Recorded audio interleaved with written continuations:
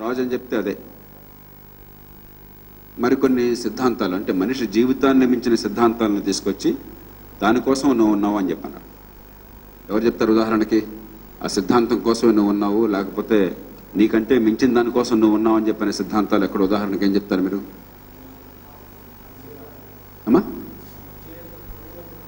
Communism, yes. ఇంకోటి కూడా ఉంది, ఇంకేంటి? నాజీజం. అంటే మనిషి జీవితాన్ని, మన సుఖ సంతోషాలని, మన ఆనందాన్ని మించి ఇంకేదో ఉదాత్తమైన లక్ష్యం ఉంది, దానికోసం నువ్వు ప్రాణాలు కోల్పో, నేను చంపేసినా పర్లేదని చెప్పని. రెండు కూడా ప్రపంచంలో భయంకరమైన విషాదాన్ని దారితీసినాయి. ఈ వీళ్ళది ఏమిటంటే మన జీవితం ముఖ్యం, బేసిక్ ప్రిమైస్, మన ఆనందం కోసం. అయితే మనిషి సమాజంలో ఉన్నాడు కాబట్టి, సామాజిక జీవి కాబట్టి, సమాజంలో వ్యక్తి స్వేచ్ఛని, సమాజ హితాన్ని సంధానించడం ఎట్లా? ఒకదాన్ని ఇంకో దాని నుంచి వేరు చేయలేం మనం. విశృంఖలమైన వ్యక్తి స్వేచ్ఛ ఉంటే ఏమవుతుంది? అవినీతి తర్వాత చూద్దాం. అసలు అరాచకత్వం వచ్చేస్తుంది. మీరంతా వచ్చేసి మీరు మాట్లాడుతుంటే నేను మాట్లాడుతుంటే మీరు మాట్లాడి ఇంకేముంది? అరాచకత్వం ఇంకేముంది? అలా కాకుండా అవతలవాడి కోసం అన్ని వదిలేయమంటే ఏమవుతుంది? ఇందాక చెప్పిన లాంటి వ్యవస్థలు వస్తాయి, నియంతృత్వం అవుతుంది. కాబట్టి వ్యక్తి స్వేచ్ఛకి సమాజ హితానికి మధ్య ఏ రకంగా సంబంధం ఉండాలి? ఒక రకంగా లిబరలిజం దాన్ని అన్వేషించేటువంటి ఫిలాసఫీ. కాబట్టి బేసిక్గా ఏం చెప్తున్నారు? వ్యక్తి స్వేచ్ఛ కీలకము. వ్యక్తి స్వేచ్ఛలో భాగమే మనం జీవితంలో ఆనందాన్ని పొందగలగటం, అనుకున్నటువంటి కళలు నెరవేర్చుకోవటం. ఆ కళల్లో భాగం మనిషికి ఇష్టం ఉన్న లేకున్నా కూడా ఆస్తి, డబ్బు. కాబట్టి ఇతరులకు అన్యాయం తలపెట్టకుండా ఎంతైనా మీరు సంపాదించుకోవచ్చు, మీకు ఆ హక్కులు ఉండాలి. రెండు, అదే సమయంలో సమాజహితం కూడా కాపాడాలి. కాబట్టి రూల్ ఆఫ్ లా, చట్టబద్ధమైన పాలన లేకపోతే, చట్టం అనేది ఒక పక్కన మీకు స్వేచ్ఛ ఉంటే, రెండో పక్కన చట్టం రూపంలో పరిధి విధించాం, నాణానికి రెండు వైపులు. కాబట్టి చట్టబద్ధమైనటువంటి పాలన. చట్టం అందరికీ సమానంగా వర్తింపజేయకపోతే స్వేచ్ఛ లేదు. ఒకడు ఫలానా కులంలో పుట్టాడు, రాజుగారి కొడుకు, జమీందారు కొడుకు, వాడు డబ్బు ఉన్నవాడు కాబట్టి వాడికి హక్కులు ఎక్కువ ఉన్నాయి, మన తక్కువ ఉన్నాయంటే ఇంకా అది హ్యూమనిజం కాజాలదు, అది లిబరలిజం కాజాలదు. కాబట్టి రూల్ ఆఫ్ లాలో ఒకటి చట్టాన్ని పాటించడమే కాదు, రెండు చట్టం అందరికీ సమానంగా వర్తించడం, ఎక్కువ తక్కువ లేకుండా అందరికీ స్వేచ్ఛ ఉండడం. దాని నుంచి ప్రజాస్వామ్యం. మరి మనం ఎవరిని ఎలాగ పరిపాలించుకుంటాం ఉమ్మడేశ్వర కోసం చెప్పని? ప్రజాస్వామ్యం, నిజమైన ప్రజాస్వామ్యం. కాబట్టి అందరికీ ఓటు హక్కు. ప్రజాస్వామ్యంలో ఎన్నికైన ప్రభుత్వం మళ్ళీ ప్రమాదానికి దారితీసే అవకాశం ఉంది. కాబట్టి వాడు శృతి మించకుండా, నియంత కాకుండా, అవినీతిపరుడు కాకుండా వాడికి కట్టుబాట్లు. ఈ మొత్తాన్నే రకరకాల భాషలో చెప్పుకోవచ్చు. ఒక భాష లిబరలిజం. అంతకుమించి ఒక రకంగా ఇది జీవితం, మన జీవితాన్ని ఎలా నిర్ణయించుకోవాలని చెప్పి ఒక బైబిల్లో ఒక మత గ్రంథమో కాకుండా మన జీవితాలకు ఆలంబన ఇంకోటి ఏమి ఉండాలి? ఒక రకంగా దేవుణ్ణి నమ్మిన వాళ్ళ దృష్టాంతులు, మంచి చెడు మనకు గొడవలేదు, ఆ కమాండ్మెంట్స్ వచ్చేస్తే మనం ఫాలో అయిపోతాం. కానీ జీవితం అంత సులభమైంది కాదు. జీవితంలో మనకు స్పష్టత ఉండాలి. ఎందుకు ఏమిటన్న ప్రశ్న మనం అడుగుతాం. ఏదో గుడ్డిగా నేను చెప్పాను కాబట్టి నమ్ము అంటే చాలదు. దానికి పరిష్కారం ఏమిటంటే మీరంతా లిబరల్స్ కావాల్సిందే, హ్యూమనిస్టులు కావాల్సిందే, వేరే మార్గం లేదు. ఒక రకంగా ఆధునిక ప్రపంచంలో మతానికి, కులానికి, పుట్టుకకి, దేవుడికి అతీతంగా మనిషి జీవన వ్యవస్థ నిర్మాణం చేసుకోవటం లిబరలిజం. దానిలో political component, economic component liberalism అంటాము. మిగతా కాంపొనెంట్స్ హ్యూమనిజం అనొచ్చు, మరొకటి అనొచ్చు. ఓకేనా బాబు?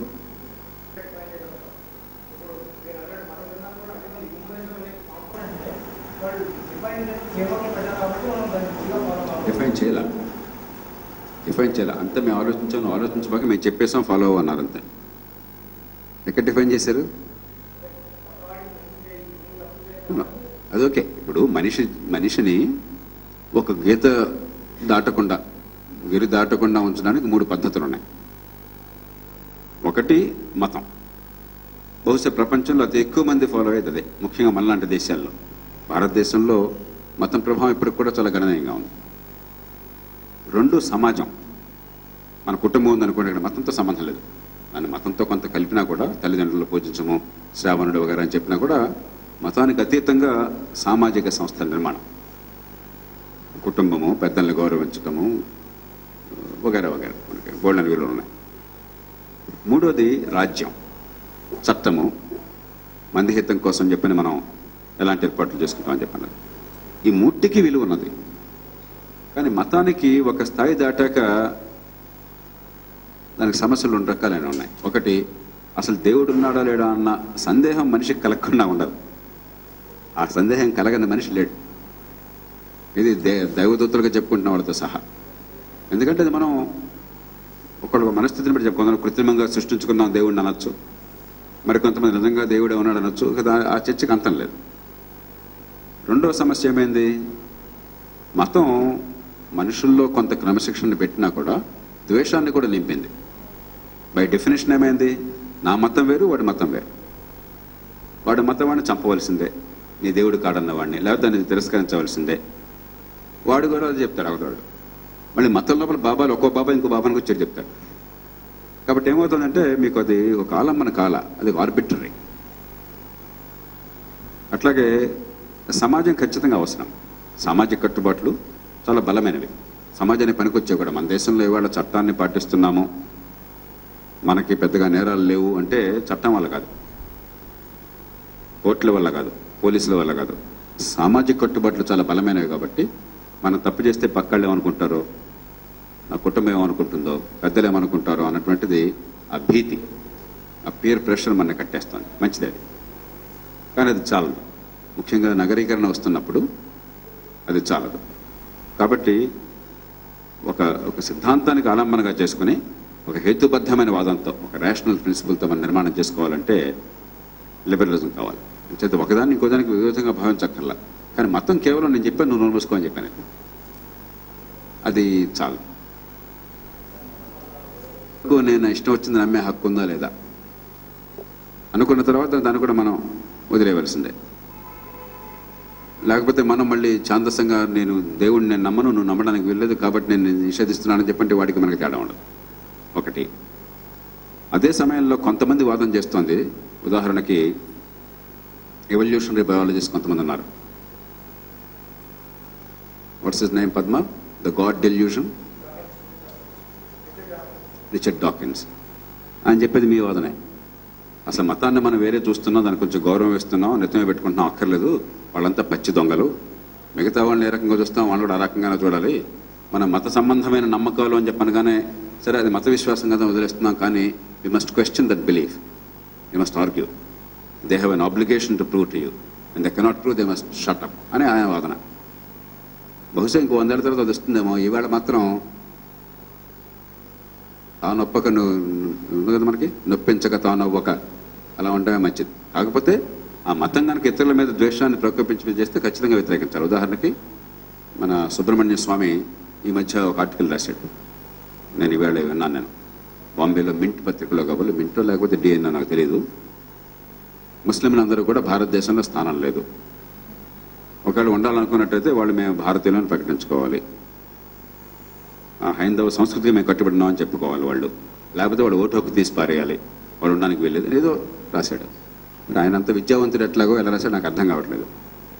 అది ఖచ్చితంగా ఆ మత విద్వేషాన్ని రచ్చుకొట్టేది అనేటైతే మీరు చెప్పింది చేయాల్సిందే, అదుపు చేయాల్సిందే అతను. అలా కాకుండా మత విశ్వాసం ఉన్న ప్రతిదాన్ని నేను వ్యతిరేకిస్తాను, నువ్వు నూనె మూసుకో అని చెప్పంటే ఒకటి ఆచరణ సాధ్యం కాదు. సమాజంలో అత్యధికులు మత విశ్వాసాలు నమ్మకున్నాడు. ఇక్కడ కూర్చున్న మనకి పెద్ద మతం అంటే పట్టింపు లేకపోవచ్చు, మనలో కూడా కొంతమంది మతం ఉంటుంది మళ్ళీ. కాబట్టి 199 మందిని మీరు ఎక్కడ అదుపు చేస్తారు, నియంత్రిస్తున్నారన్న. కాబట్టి వాడికి జీవితంలో ఆలంబనగా ఉండి అతనికి స్వాంతన చేకూరితే, 10 మందికి అభ్యంతరం లేకుండా ఉన్నప్పుడు, 10 మంది స్వేచ్ఛను అరికట్టనప్పుడు, హింసను ప్రేరేపించినప్పుడు వాడు బతుకు వాడిది. ఉన్నంతలో that is the best principle as of now. Okay, ఇంకెవరు అడిగారు?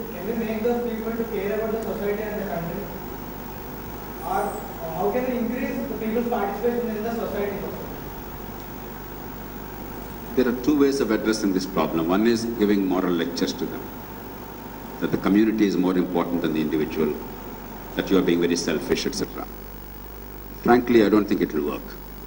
It will only make them more adamant. And after all, why not? Each human being or each creature lives for itself. It's not unusual. It is the order of nature itself. So to moralize does not help.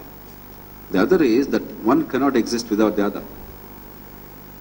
If each individual in quest for personal survival damages the species itself, obviously it's not merely zero-sum game, it's actually a negative-sum game. Each of us is going to be destroyed.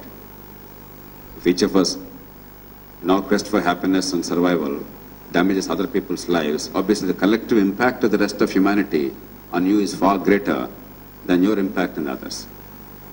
And therefore you will all pay a heavy price. And therefore, one is not at the cost of the other. You have to reconcile both individual goals and community goals. And if people really understand the enlightened self-interest, and that's what people call enlightened self-interest, then I think that's the most durable basis. Any other basis can collapse overnight. Religion can collapse. One day when you lose faith, when there's not enough evidence, you'll simply reject it. Some dogma that's imposed on you, when that pressure disappears, that will collapse. But when it's a rational belief based on enlightened self-interest, you recognize the importance of the collective, the importance of the individual, and you recognize that one cannot be at the cost of the other. There has to be a fair reconciliation of both these goals. I think that's a durable basis for us to have sensible lives. I don't think we should be very dogmatic about it.